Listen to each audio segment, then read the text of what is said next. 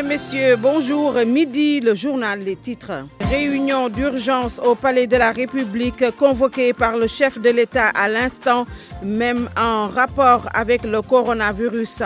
19 cas testés positifs au Sénégal et le nombre pourrait évoluer selon le directeur du Centre des opérations d'urgence sanitaire. Plusieurs mesures ont été prises pour le Dakar de Médina Gounass qui démarre aujourd'hui. L'Église sénégalaise suspend quant à elle toutes ses grandes activités, les journées mondiales de la jeunesse, les kermesses diocésaines et paroissiales et les différents pèlerinages.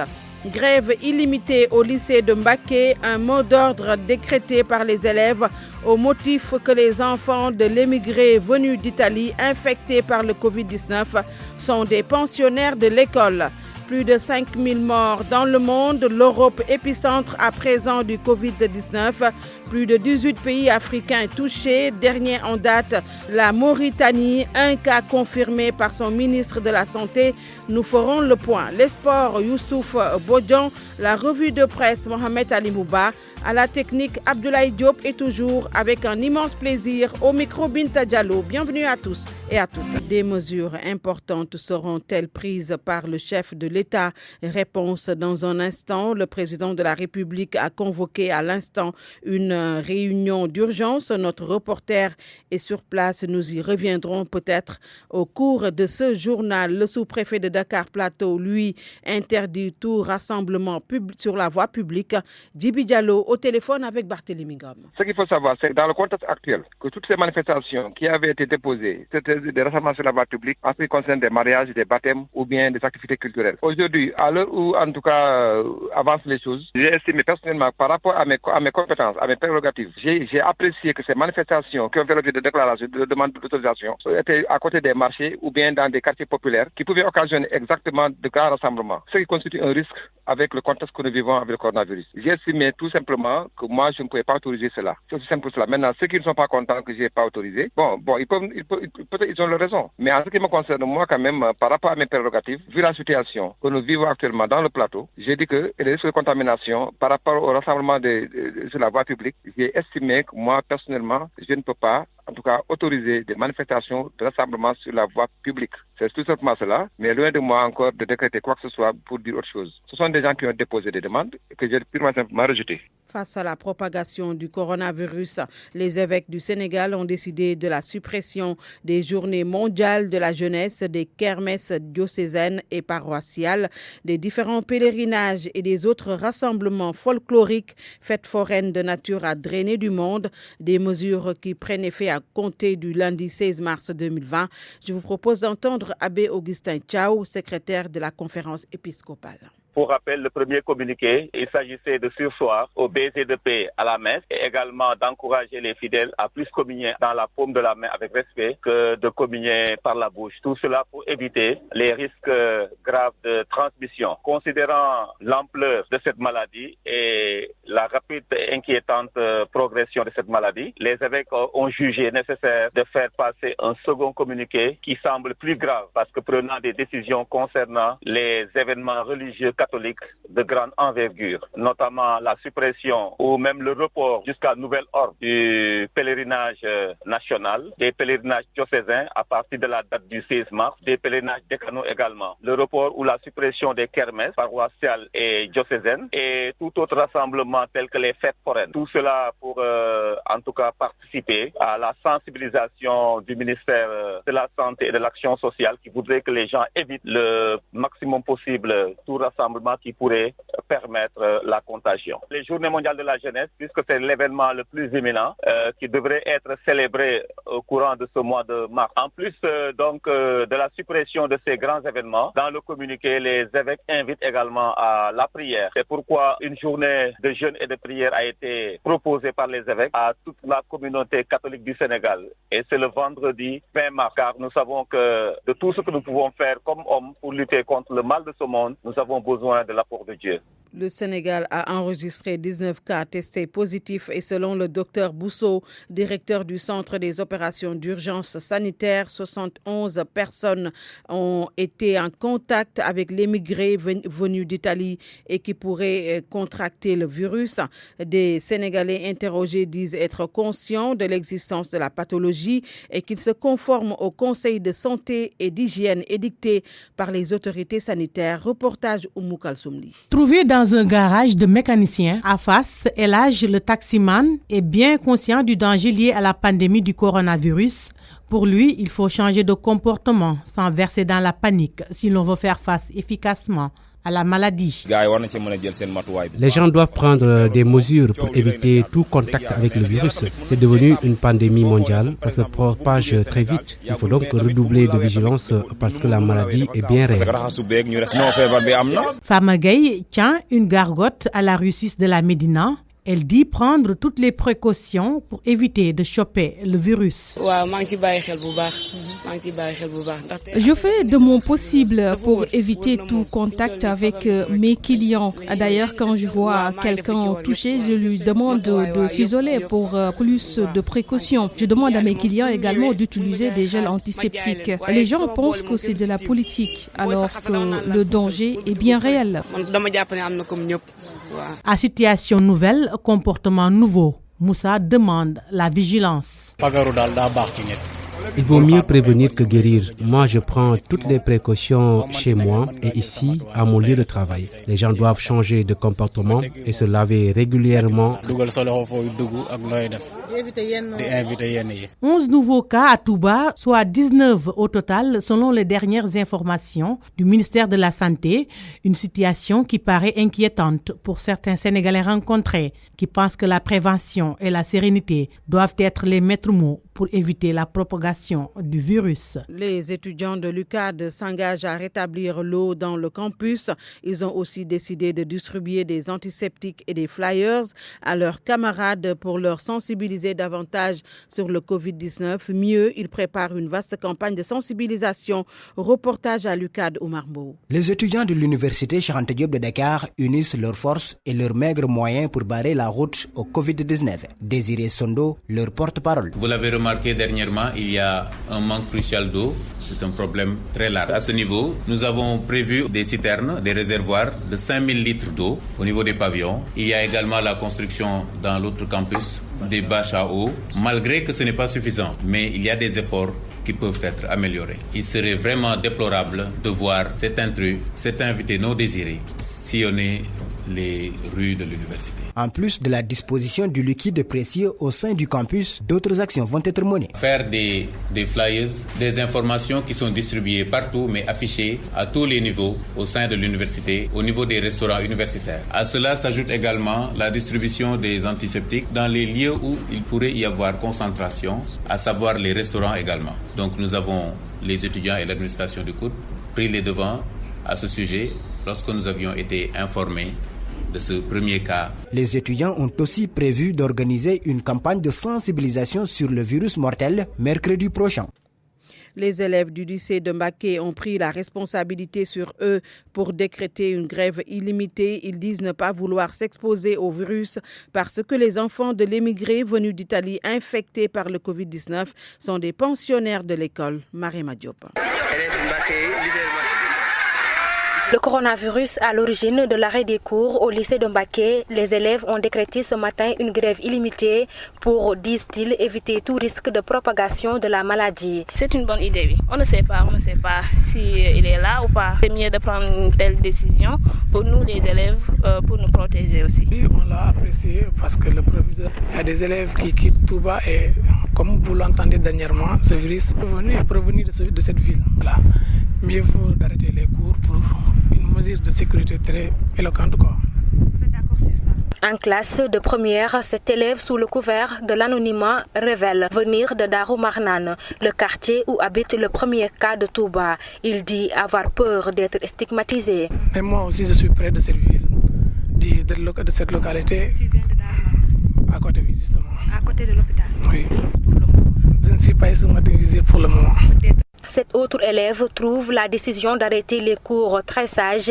Elle appelle ses camarades à appliquer les mesures d'hygiène et de propreté. Des gels antiseptiques pour te pour se protéger du virus. Car les mains, on touche partout.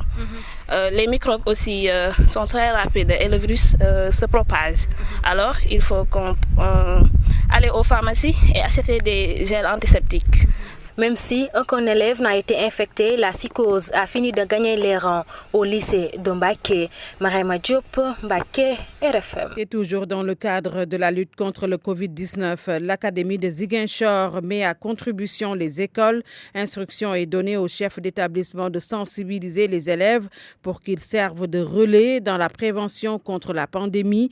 L'inspecteur d'Académie de Ziguinchor, Cher Faye, au micro de Lamine Ba. Cette pandémie qui nous préoccupe nous tous, l'éducation ne peut être indifférente à cette pandémie-là.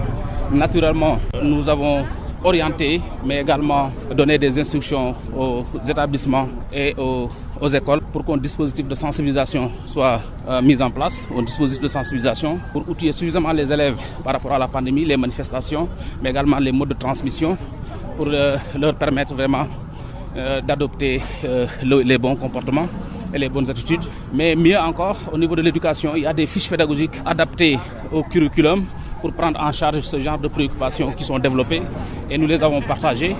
Ça fera l'objet de cours dans l'élémentaire, mais également, hier j'ai tenu une rencontre avec les proviseurs et je les ai engagés, chacun en ce qui le concerne, à mettre en place un dispositif dans les établissements de lave-mains, mais également de voir avec l'équipe pédagogique comment prendre en charge la question de ce coronavirus dans les enseignements apprentissages pour donner le maximum d'informations scientifiquement validées aux élèves et éviter qu'ils aillent dans les réseaux sociaux et gober du n'importe quoi. Le Dakar de Médina Gounass se déroule dans un contexte d'épidémie du coronavirus au Sénégal. 60 relais communautaires formés pour assurer la communication de l'événement. Des thermoflash positionnés dans plusieurs endroits du Dakar, un site d'isolement identifié, entre autres dispositions prises. Abdoulaye Diallo. L'édition 2020 du Dakar de Médina Gounass s'ouvre ce samedi dans un contexte marqué par la propagation de la pandémie du coronavirus. Pour cela, la région médicale de Kolda a pris des dispositions pour barrer la route à cette maladie. Moustapha Dien, chargé du volet de la communication de la région médicale, nous livre les détails. Avec l'appui de l'UNICEF, nous avons formé 60 relais. Donc lors de cette formation, nous avons parlé de la surveillance et de la riposte. Donc avec l'appui de la brigade régionale des jeunes, nous les avons formés sur aussi le lavage des mains. Parce que nous avons mobilisé 41 systèmes de lavage des mains qui seront positionnés au niveau du Dakar. Dans les grandes artères, avec l'appui des forces de défense et de sécurité, les pèlerins seront obligés de se laver les mains. Des thermoflash sont positionnés au niveau du site du Dakar. Les thermoflash seront positionnés au niveau du site du Dakar. Une salle du centre de santé de Médina Gounass est ciblée comme site d'isolement pour d'éventuels cas. Effectivement, c'est le centre de santé de Médina Gounass qui est identifié. Il y a une salle qui a été identifiée pour cela. Des ambulances sont également positionnées dans plusieurs endroits à Médina Gounass. Pour la logistique, les ambulances, on est à une trentaine. Presque toutes les ambulances de la région sont réquisitionnées. Dans le cadre de la prise en charge des besoins généraux du Dakar en matière de soins médicaux, des médicaments d'une valeur de plus de 6 millions de francs CFA sont également disponibles au niveau du centre de santé de Médina Gounass. RFM Kolda, Abdoulaye Diallo. Le bilan du Covid-19 dépasse les 5000 morts à travers le monde. Plus de 18 pays africains touchés. Dernier en date, la Mauritanie. Un cas confirmé par son ministre de la Santé. L'Europe est devenue l'épicentre du Covid-19. Le point avec Aïssatou Faye-Bodjon. Le Sénégal a atteint 19 cas de coronavirus et 2 personnes sont guéries de la maladie. À retenir également que la Guinée vient d'enregistrer son premier cas. Il s'agit d'une ressortissante belge qui travaille pour la délégation de l'Union européenne. D'ailleurs, le gouverneur de Conakry a pris des mesures en interdisant tout rassemblement de plus de 100 personnes. La Mauritanie qui vient également d'enregistrer son premier cas de coronavirus hier. Pareil pour le Liban qui est à 73 cas et 3 décès, a décidé de fermer les écoles et les universités jusqu'au 22 mars. La Tunisie a pris des mesures également dont la suppression des prières collectives dont celle du vendredi, la fermeture des restaurants. Le Maroc interdit également les rassemblements ayant déjà enregistré 7 cas et un décès. Le ministère de la Santé iranien a annoncé également ce samedi 97 nouveaux décès dus au coronavirus, portant au bilan officiel de l'épidémie à 611 morts. Il fait partie des pays les plus touchés au monde. Et puis pour terminer, la Chine, dans son rapport de ce samedi, seulement 11 nouvelles contaminations ont été notées. La première fois depuis le début de l'épidémie, 4 dans la ville de Wuhan, épicentre du Covid-19. La Chine compte désormais un total de 95 cas importés. Le nombre de cas augmente d'heure en heure. Il est passé à 16 et il pourrait d'ailleurs dépasser ce nombre dans les toutes prochaines heures. Les manifestations religieuses sont maintenues. La mairie de Touba a dégagé une enveloppe de 10 millions pour préparer le site devant accueillir le site provisoire qui sera installé ce dimanche. Le point avec Mohamed Jodiop. Le nombre de cas ne cesse d'évoluer depuis le premier jour avec celui qu'on pourrait appeler le patient zéro à Touba, le Modou revenu d'Italie le 6 mars dernier. Ce dernier a contaminé 15 membres de sa famille, dont ses 2 épouses. Des prélèvements ont aussi été effectués sur le personnel médical qui a accueilli ce premier malade. Selon nos informations, 2 membres de ce personnel ont été confirmés positifs. Quant aux mesures d'interdiction de manifestation, aucune décision n'a encore été prise par le khalife général des Mourides, Serigne Mountakha Mbacké, même si 2 ministres, celui de l'Intérieur, Aly Ngouille Ndiaye, et de la Santé, Abdoulaye Diouf Sarr, ont été dépêchés hier à Touba pour le sensibiliser sur la question. Pour la prise en charge, le centre de santé de Darou Marnane a été érigé en centre de traitement. Mais dans cette structure, l'on nous informe qu'il n'y aurait que 8 cabines de 2 places chacune pour l'ensemble des malades. À l'héliport, un centre de traitement provisoire sera érigé dès ce dimanche. La mairie de Touba a dégagé une enveloppe de 10 millions de francs CFA pour préparer le site. Mohamed Jodiop, Touba, RFM. RFM, la radio de toute l'actualité. La radio de toute l'actualité.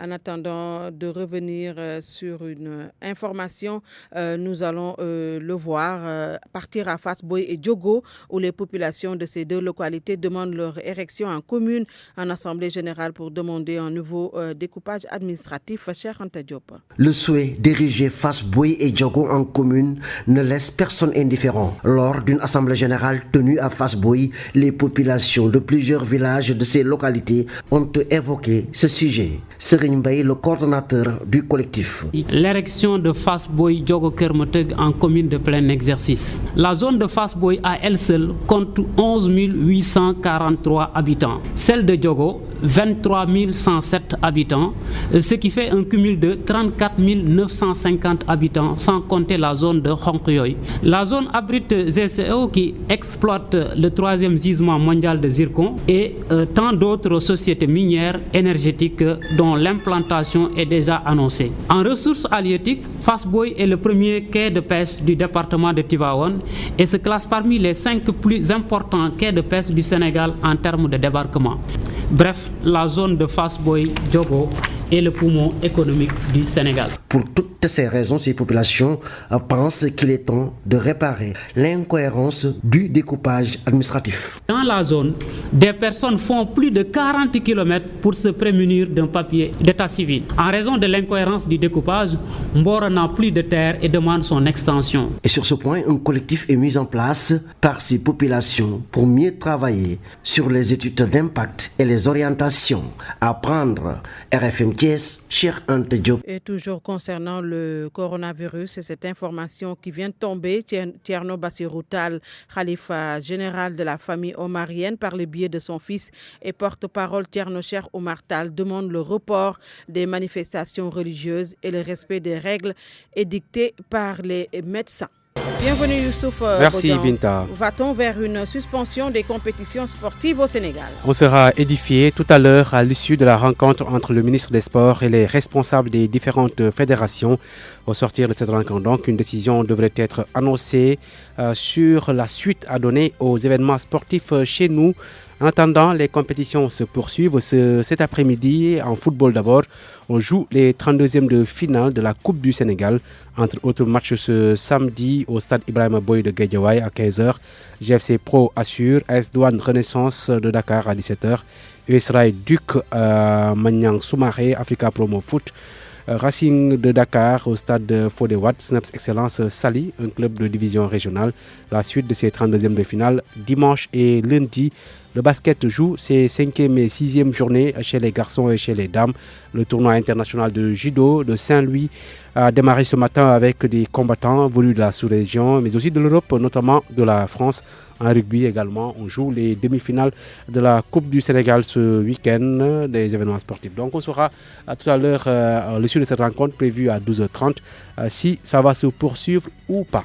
Le tournoi de qualification olympique de handball reporté. Le handball féminin, il était prévu en Espagne les 20 et 22 mars prochains. Le Sénégal est parmi les sélections qui devaient tenter de décrocher les derniers tickets pour les Jeux olympiques Tokyo 2020. Une décision raisonnable, estime le sélectionneur national qui avait déjà démarré sa préparation. Frédéric Boujean, que je vous propose de suivre. C'est plutôt une bonne nouvelle que le bon sens prenne le dessus sur un événement sportif, quand bien même c'est un événement qui qualifie aux Jeux Olympiques. Voilà, on était, je pense, prêt avec le staff et la fédération. Il faut souligner la grande réactivité qu'il y a eu depuis 2-3 jours entre le président de la fédération, Seydou Diouf, le secrétaire général, Chérif Ndiaye, le médecin de l'équipe nationale, Alain Fillon, voilà, et moi-même, et puis aussi les organisateurs espagnols. Et je pense que c'est dans le climat anxiogène qu'il y a actuellement, je pense que c'est plus raisonnable de jouer à un événement sportif qui doit être une fête à un moment où tout le monde est détendu et à un moment surtout où il peut y avoir du public parce qu'on fait faire beaucoup de choses aux sportifs, on demande beaucoup de choses aux sportifs, mais la première de nos missions, c'est de donner du plaisir aux gens qui sont assis dans la tribune, et jouer dans des salles vides fait pas partie des choses les plus agréables dans notre métier. Donc une sage et une bonne décision. Maintenant, on va voir quand est-ce qu'on va jouer ce TQO, et en espérant qu'à ce moment-là, le contexte international soit un petit peu plus apaisé et le climat sanitaire un petit peu plus stable et serein. Frédéric Boujean qui commente donc la décision de report du tournoi de qualification olympique féminin qui devait se tenir en Espagne et en handball. En football, la FIFA a également réagi. Les clubs ne sont pas tenus de mettre le joueur à la disposition des équipes nationales. Et si un club accepte de libérer ses joueurs, le concerné peut décliner la convocation sans faire objet de mesures disciplinaires comme initialement prévu par le règlement de la FIFA. Les fenêtres internationales concernées par cette décision sont les matchs internationaux masculins prévus entre le 23 et 31 mars 2020. Le Sénégal est concerné avec la double confrontation contre la Guinée-Bissau, un match finalement reporté par la CAF. Notre pays également concerné par la décision de suspendre les matchs internationaux féminins entre le 6 et le 15 avril.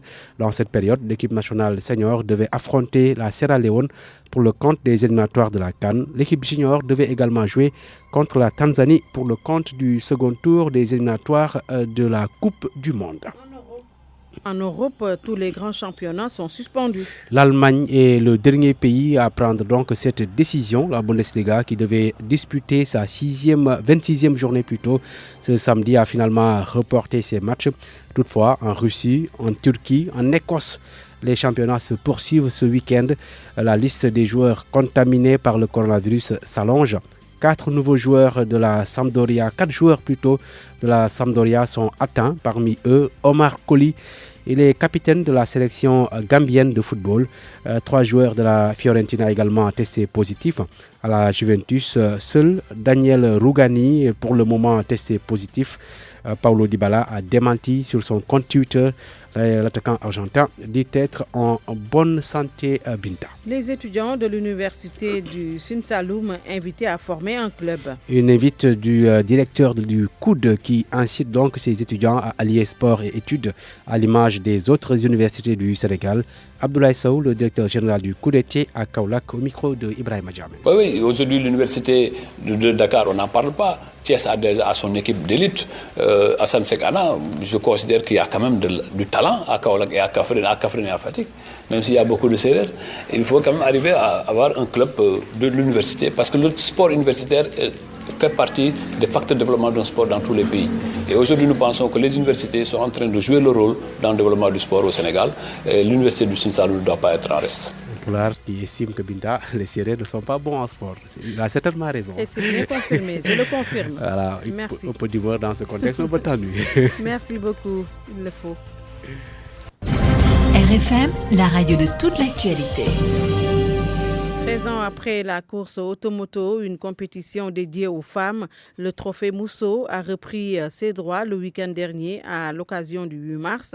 24 pilotes ont participé à la 7e édition, dont 2 anciennes. L'une d'entre elles, Awa John, qui devrait défendre son titre, elle l'a perdu, mais détient toujours le record de seule femme à avoir remporté le trophée à 2 reprises. C'est le portrait du week-end dans la rubrique Tranche de vie, signé Sodacham. Elle a grandi avec cette passion, le sport mécanique. Je suis née près d'un circuit à l'époque très réputé en France, c'est celui de Nevers-Manicourt. Dès toute petite, j'entendais déjà dans le lointain le vrombissement des moteurs, qui bien sûr faisait aussi bondir mon cœur. Awa John n'a pas attendu longtemps pour réaliser son rêve sur le circuit. J'ai pris des cours de pratique automobile, en faisant des stages déjà à l'école Winfield, environ de 18 ans. Ensuite, je suis revenue au Sénégal et j'ai trouvé la mise en place du championnat national de sprint 2 litres qui se pratiquait soit à Dakar, soit à Thiès et même certaines à Saint-Louis. Le circuit Dakar-Baobab-Sindia a aussi boosté ses performances. Aujourd'hui, Awa John se réjouit de reprendre à nouveau la piste après 13 ans d'absence. Oui, 13 ans d'absence de course, ça m'a beaucoup manqué. Bon, j'ai fait d'autres choses entre-temps, mais organiser le championnat national sur le circuit. Mais quand même, j'adore cette course du Trophée Mousseau et j'ai beaucoup insisté auprès du promoteur Maudo Kirandou pour qu'il la reprenne. Au début, environ 8 à 10 femmes participaient à cette compétition. Mais aujourd'hui, la demande est forte.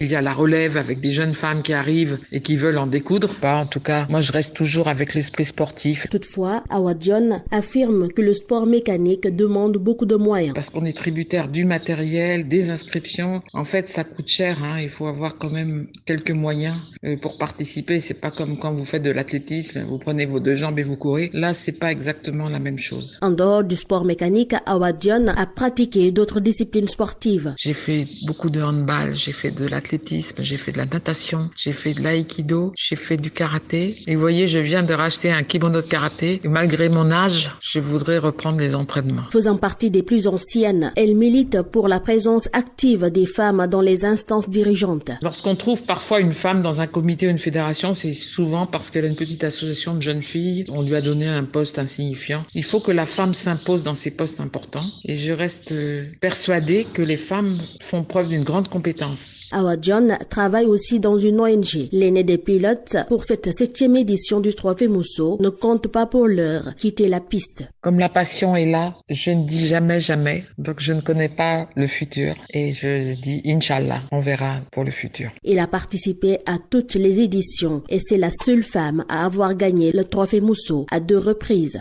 benn waxtu ci rajo Futur Média dal leen ak jàmm ci xibaar yi. Ndati Diop.